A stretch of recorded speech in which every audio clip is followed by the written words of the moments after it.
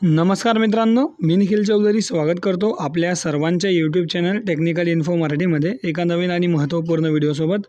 मित्रांनो, government through CAP round try करण्याची ही शेवटची संधी आहे, ज्यालाच आपण कॅपराउंड 3 असं म्हणू शकतो। मित्रांनो, आता यामध्ये सर्वात महत्त्वाची गोष्ट, ज्या विद्यार्थ्यांना एकही कॉलेज अजूनही अलॉट झालेली नाही त्या विद्यार्थ्यांसाठी हा व्हिडिओ खूप महत्त्वपूर्ण असणार आहे। सोबतच काही नियम टिप्स मी या ठिकाणी सर्वच विद्यार्थ्यांसाठी सांगणार आहे। नवीन काय काय बदल होणार आहेत वेबसाईटमध्ये पुढे ऑप्शन फॉर्म फिल करताना, त्यासुद्धा मी या व्हिडिओमध्ये डिस्कस करणार आहे। मित्रांनो, खूप महत्त्वपूर्ण असा आपला आजचा व्हिडिओ होणार आहे। त्यामध्ये आपण बघणार आहोत की 0 सीट मॅट्रिक्स 0 सीट्स 99% सीट्स ज्या आहेत त्या आता फुलफिल झालेल्या असतील। आता यामध्ये मित्रांनो, ते ज्या विद्यार्थ्यांचे नंबर लागलेले आहेत त्या विद्यार्थ्यांनी जे आहे जास्त हे केलं नाही पाहिजे। त्यांना जी कॉलेज हवी असेल तीच कॉलेज त्यांनी थर्ड कॅपराउंडला टाकायची आहे। आता भरपूर साऱ्या विद्यार्थ्यांनी जे आहे ते बेटरमेंटला टाकलेले आहे। तर बेटरमेंटला टाकल्यानंतर त्या विद्यार्थ्यांनी काय केले पाहिजे आणि ज्या विद्यार्थ्यांना एकही कॉलेज लागले नाही त्या विद्यार्थ्यांनी काय केले पाहिजे, या सर्व टॉपिकवर आपण आज चर्चा करणार आहोत। तर व्हिडिओ आवडल्यास व्हिडिओला लाईक करा, आपल्या चॅनलवर नवीन असाल तर चॅनलला सबस्क्राईब करा। तर चला मित्रांनो, आजच्या व्हिडिओला स्टार्ट करूयात।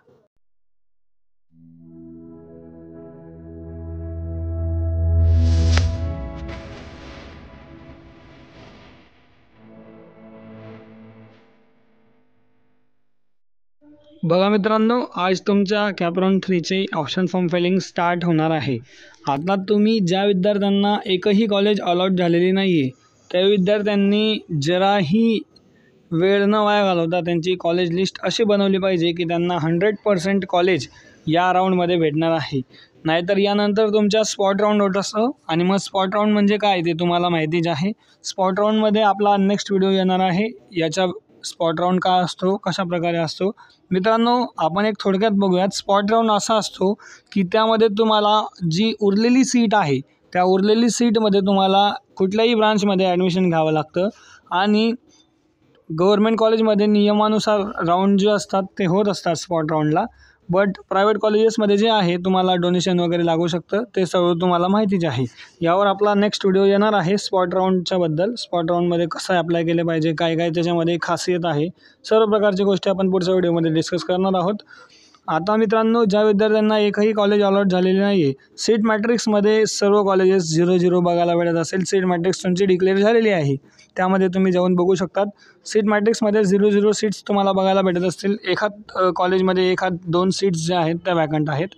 आता यामध्ये तुम्ही कॉलेज कशा प्रकारे टाकायचे आहे, तुमच्या पर्सेंटेजनुसार कमी पर्सेंटेजवर जे कॉलेजचा कट ऑफ एंड झालेला आहे त्या कॉलेजला तुम्ही टाकायचे आहे। आता मित्रांनो, तुम्हाला हीच म्हणजे समजा एखाद्या विद्यार्थ्याला CSEच ब्रांच पाहिजे आणि त्या विद्यार्थ्याला पर्सेंटेज कमी आहेत, त्या विद्यार्थ्याला थर्ड कॅपराउंडपर्यंत एकही कॉलेज लागलेली नाही, तर मित्रांनो तुम्ही दुसरी ब्रांच देखील ट्राय करू शकतात।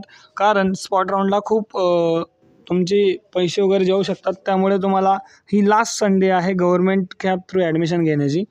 मित्रांनो, स्पॉट राऊंडला कुठल्याही प्रकारची स्कॉलरशिप वगैरे भेटत नाही आणि त्यावर जर सीट्स उरल्या तरच तुम्हाला त्या ठिकाणी ॲडमिशन भेटत असतं। स्पॉट राऊंडला आपण वेगळा व्हिडिओ घेऊन येणारच आहेत।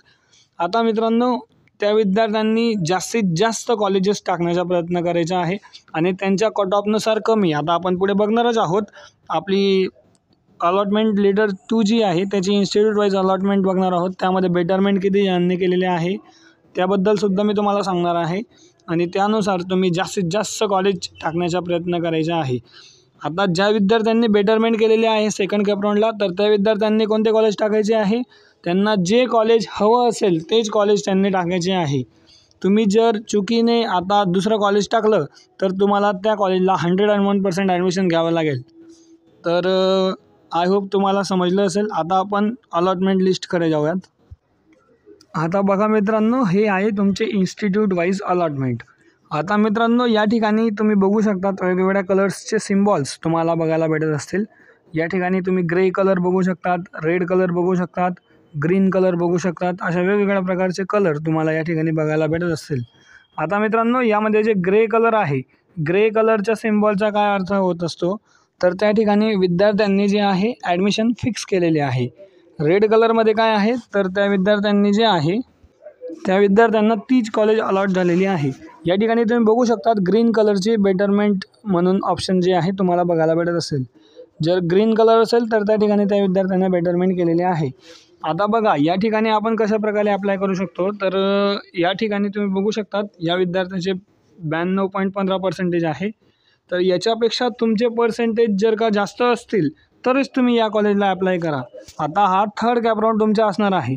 तर मित्रांनो, तुमचे पर्सेंटेज जर का जास्त असतील तरच तुम्ही त्या कॉलेजला अप्लाय केलं पाहिजे. आता ज्या विद्यार्थ्यांनी बेटरमेंट केले आहे त्या विद्यार्थ्यांची सीटसुद्धा सेफ आहे आणि ते विद्यार्थी साहजिकच जे आहे चांगली कॉलेज टाकतील. त्या कॉलेजला जर का त्यांचा नंबर नाही लागला तर त्यांना ती सीट भेटणार आहे. पण चुकाओगीने जर त्यांच्या कॉलेजला नंबर लागून गेला तर तुमचं ॲडमिशन त्या ठिकाणी होऊ शकतं.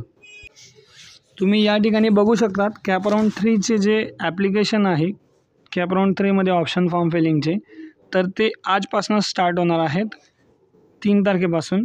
तर बघा मित्रांनो, 3 पासून तर 5पर्यंत तुम्हाला जे आहे फॉर्म फिल करायचा आहे. फॉर्म व्यवस्थित फिल करायचा आहे. मित्रांनो, फॉर्म फिलिंगची प्रोसेस सेम आहे. यामध्ये एक चेंजेस खूप मोठा तुम्हाला बघायला भेटू शकतो या वर्षापासून. कारण यावर्षी फर्स्ट इयरचे जे विद्यार्थी आहेत त्या विद्यार्थ्यांना एक चेंजेस बघायला भेटलेला आहे आणि तो चेंजेस आपल्या डायरेक्ट सेकंड इयरच्या पोर्टलवरसुद्धा होऊ शकतो. तो मी तुम्हाला आता पुढे दाखवतो.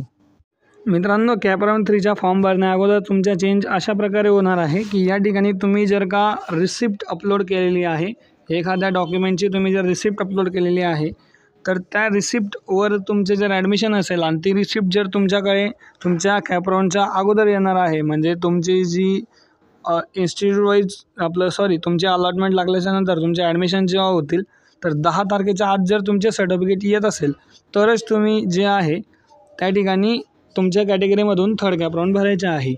नाहीतर तुम्ही ओपनमधून थर्ड कॅपराऊंड भरू शकतात. यावर आपण डिटेल्ड व्हिडिओ घेऊन येणार आहेत ऑप्शन फॉर्म फिलिंग करताच्या वेळी. तर तुम्ही आपल्या चॅनलवर जुळून राहा. आपल्या चॅनलवर जर तुम्ही नवीन असाल तर चॅनलला सबस्क्राईब करा. व्हिडिओ आवडल्यास व्हिडिओला लाईक करा. जास्तीत जास्त विद्यार्थी मित्रांपर्यंत शेअर करा. काही प्रश्न असल्यास कमेंट करा. तर चला मित्रांनो, आजच्या व्हिडिओमध्ये एवढंच. भेटूयात एका नवीन व्हिडिओसोबत. तोपर्यंत धन्यवाद. Thank you so much.